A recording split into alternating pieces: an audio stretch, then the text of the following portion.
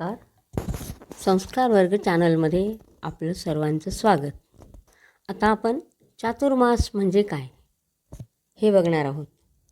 आता चातुर्मास म्हणजे आषाढ महिन्याचे शेवटचे 19 दिवस, श्रावण, भाद्रपद व अश्विन या महिन्यांचे 30 दिवस आणि कार्तिक महिन्याचे पहिले 15 दिवस, हे सर्व मिळून चातुर्मासाचे दिवस होतात.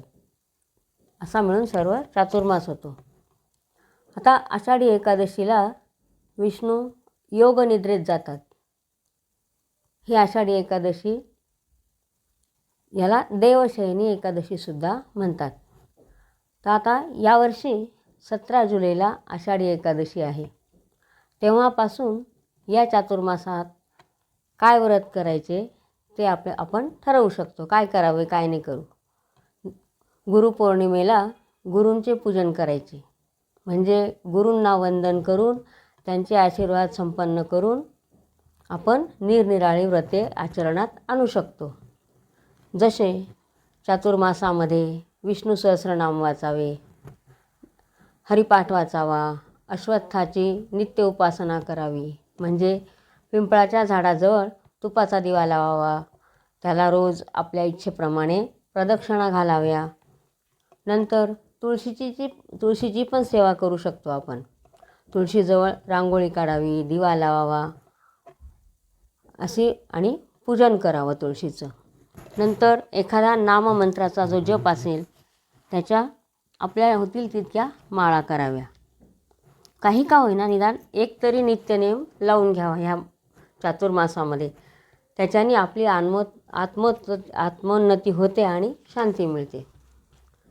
आता ह्या चातुर्मासात शुभ कार्य करणं वर्ज्य असतं. म्हणजे शुभ म्हणजे लग्न, मुंज वगैरे, कारण देवच याच्यात निद्रेत जातात, योग निद्रेत जातात, म्हणून असं काही करू नये. आता ह्या महिन्यामध्ये सात्विक आहार करावा, कारण ह्या वातावरणामध्ये पावसाचे दिवस असल्याने मंद असे वातावरण होऊन जाते आणि आपली पचनशक्तीसुद्धा मंदावते आणि जे काही आपण जड अन्न सेवन करतो त्याचे आपल्या शरीरावर चांगले परिणाम होत नाही. म्हणून आपण ह्या चातुर्मासामध्ये जे अन्न आहे निषिद्ध ते खाऊ नये. म्हणजे जसं भाज्यांमध्ये कांदा, लसूण, वांगी, भोपळा, मुळा, पडवळ अशा छत्राकार गोलाकार ज्या काही आहेत त्या भाज्या, आणि डाळींमध्ये सुद्धा मसुरा खाऊ नये. उडीद डाळ हे निषिद्ध मानलेलं आहे सर्व. तर ह्या अशा, आणि त्याचप्रमाणे मसालेदारसुद्धा खाऊ नये. जे कोणी मांसाहार करतात त्यांनी तर पूर्णपणेच ते बंद करावं. आता आषाढानंतर श्रावण महिना येतो. श्रावण महिना म्हणजे त्या श्रावण महिन्यामध्ये आपोआपच आपल्याकडून व्रताचरण होत असतं, कारण की श्रावण महिन्याला सणांचा राजा म्हणतात. जसं श्रावणात 4 सोमवार तेव्हा उपासच असतात, तेव्हा आपल्याकडनं शंकराची आराधना होते. मंगळवारी देवीची, म्हणजे ज्या नवीन लग्न झालेल्या मुली आहेत सुवासिनी, त्या मंगळागौरीची पूजा करतात, म्हणजे हे देवीचंच व्रत झालं, देवीची सेवा घडते आपल्याकडनं. नंतर बुधवार आणि गुरुवार हे बुध बृहस्पतींचा वार आहे. त्या दिवशी आपण बुध बृहस्पतींची पूजा करतो.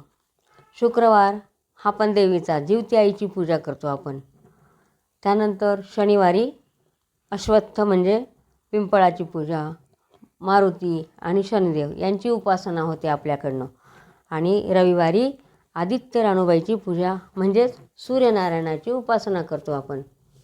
त्याचप्रमाणे पौर्णिमेला बहुतेकांकडे म्हणजे प्रत्येक घरीच कुलदेवतेची उपासना होते, म्हणजे कुळधर्म कुळाचार होत असतात घरोघरी. तर त्या दिवशी देवीची उपासना होते, कुलदेवतेची आराधना होते त्या दिवशी. आणि अमावस्येला महादेव नंदी म्हणजे बैलपोळा. असा हा श्रावण महिना सणांचाच राजा असल्यामुळे रोज आपल्याकडनं काही ना काही पुण्य घडत असतं. नंतर भाद्रपदात गौरी गणपती येतात. हे 10-15 दिवस आपल्याकडनं रोज गणपतीची आराधना होते, महालक्ष्मींची आराधना होते.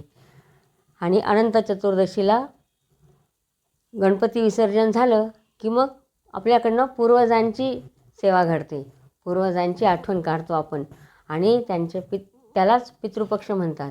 आणि त्यांच्या तिथीला ते श्राद्ध कर्म होतं आणि हे श्राद्ध कर्म करणंसुद्धा महत्त्वाचं आहे.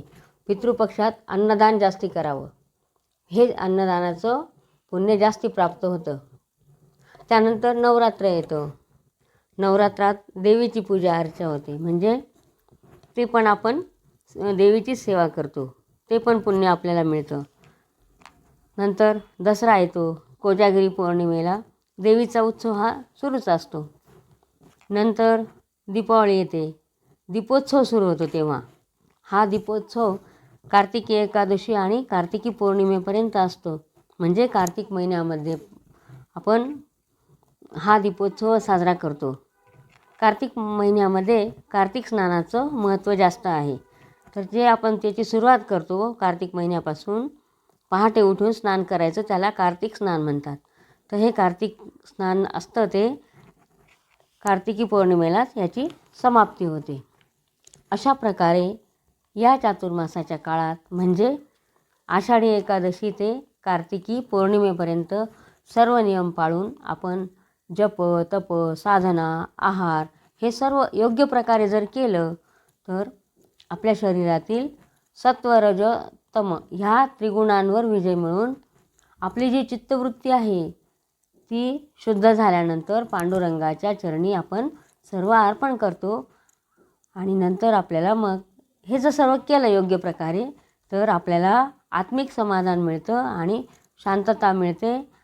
आणि ही चातुर्मासाची सर्व पुण्यफळ जे आहे ते आपल्या पदरात पडतं. अशी ही चातुर्मासाची माहिती आणि महती आहे.